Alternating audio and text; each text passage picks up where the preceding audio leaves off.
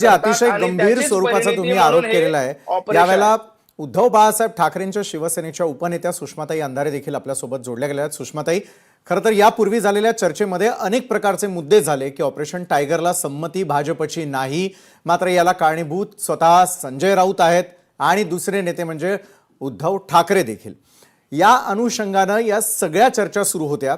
सुषमाताई, संसदीय कामकाज समितीच्या बैठकीला गैरहजर राहून 6 खासदारांनी पक्षाचा व्हीप झुगारला, म्हणजे ऑपरेशन टायगर यशस्वी झालं असं समजायचं का? चर्चा ऐकत होते मी। चर्चा ऐकताना फार संस्कार, भाषा वगैरे याच्यावर प्रवचन चालू होतं आणि भाजपाची जी बार्किंग ब्रिगेड आहे त्या बार्किंग ब्रिगेड मधले लोक कुत्रा, गिधाड, घोडा हे सगळं शब्द वापरून आपल्या कुटुंबाचे, आपल्या आई बापाचे, आपल्या नेतृत्वाच्या संस्कारांचं प्रदर्शन लोकशाही चॅनलवर करत होते। त्यामुळे या लोकांचं जाहीर अभिनंदन केलं पाहिजे की तुम्ही तुमचे संस्कार दाखवता, तुमची भाषा दाखवून। राहिला प्रश्न नॅरेटिव्ह सेट करण्याचा, जे नॅरेटिव्ह सेट करण्याचा प्रयत्न केला जातो की काँग्रेसकडे जाणार होते किंवा संजय राऊतांच्यामुळे झालं, तर हे सगळे नॅरेटिव्ह मुळात त्यांचा छुपा अजेंडा लपवण्यासाठी केले जातात। कोणता?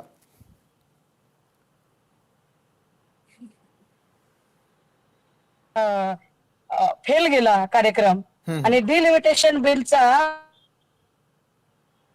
भाजपा ज्या लेवलला गेली त्या लेवलमध्ये एकट्या सेनेसोबत हा विषय झाला का? तर नाही, हे तृणमूल काँग्रेसमध्ये झालं।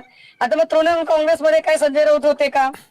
तिकडे काय कालचे एका वाहिनीवर लाईव्ह मध्ये यूपीचे एक मंत्री सांगत होते, राजभर साहेब सांगत होते की सपा के 8 लोग अभी फूटने वाले हैं, क्यों फूटेंगे? ऑन ईयर हा पठ्ठा सांगत होता भाजपचा मंत्री। अरे भाई, इनके पीछे ईडी लगी है, अभी इनके पीछे सीबीआई लगी है, म्हणजे जिनके पीछे ईडी और सीबीआई लगी है वो हमारे पास आते, फिर हम ईडी सीबीआई को कहते हैं कि बेटा अभी चुपचाप चला जा, अभी तेरा काम खत्म हो गया है। तर हे ते सगळे नाटकं चालतात। त्यामुळे आम आदमी पार्टी असेल, राघव चड्डा त्याचे 8 लोक घेऊन जातो, तृणमूल काँग्रेस मधली लोक जातात, तर ही जातात म्हणजे काय त्या प्रत्येक ठिकाणी काही संजय राऊत असतात का? तर नाही, या प्रत्येक ठिकाणी असतात त्या सगळ्या एजन्सीज असतात, या प्रत्येक ठिकाणी असतो तो अमाप पैसा, या प्रत्येक ठिकाणी असते भाजपची सत्तेची हाव। माझं पुढे या सगळ्यांमध्ये की हा धक्का कुणाला आहे?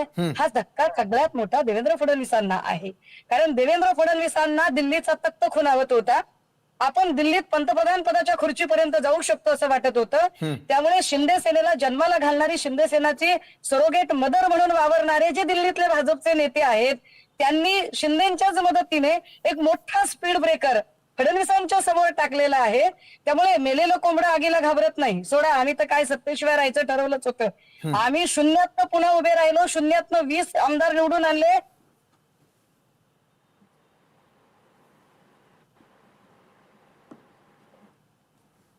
सुषमाताई, तुमचा आवाज आमच्यापर्यंत येत नाहीये कारण नेटवर्क इश्यू असल्याचं देखील पाहायला मिळतंय।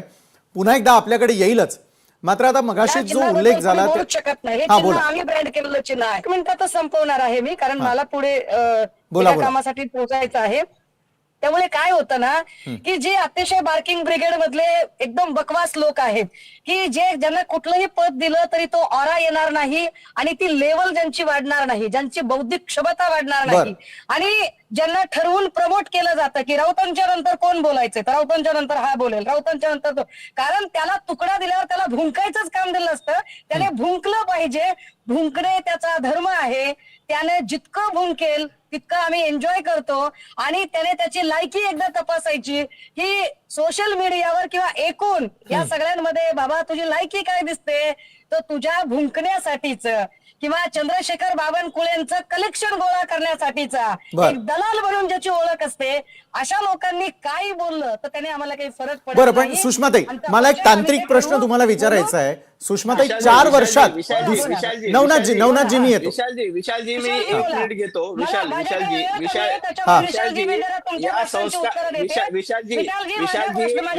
निश्चितच नवनाथजी, मी आपल्याकडे येईलच। सुषमाताई, मला सांगा, 4 वर्षात दुसऱ्यांदा हा राजकीय भूकंप शिवसेनेला सहन करावा लागतोय। खासदार, आमदार आणि नगरसेवक राहतील का असं आव्हान शिवसेना तुमच्या पक्षाला देते आहे। ही पडझड कशी काय रोखणार आहात तुम्ही? नवनाथजी येतोय।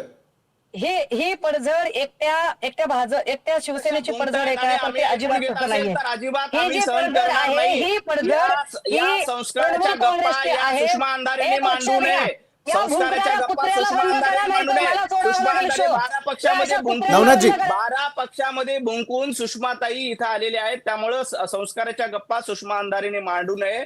12 पक्ष फिरून 12 पक्ष बदलून ज्यांनी वंदनीय हिंदू हृदय सम्राट बाळासाहेबजी ठाकरे यांच्याबद्दल अतिशय आक्षेपार्ह आणि घाणेरडे शब्द वापरले, त्या सुषमाताईंनी दुसऱ्याला संस्काराची भाषा सांगू नये.